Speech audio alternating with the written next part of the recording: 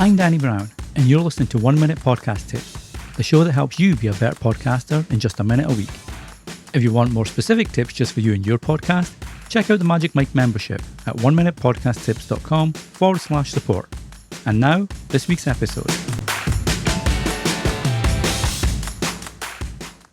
Way back in episode 4, I spoke about the importance of editing your podcast, and I'll link to that in the show notes. But when it comes to editing, what's the best platform to use? After all, editing can be pretty complicated, and that's why editors charge the big bucks. However, you can edit yourself. And the good news is, a lot of editing software is pretty easy to pick up, or doesn't have a huge learning curve. So which editor should you use?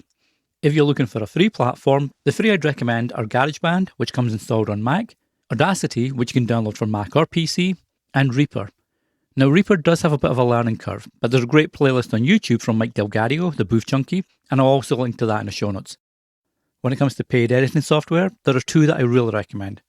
There's Hindenburg Pro, which I use, and the great news is it does a lot of the hard work for you. So when you upload your audio file, it will automatically add noise reduction, make sure the levels aren't too noisy, and a few other tricks behind the scenes.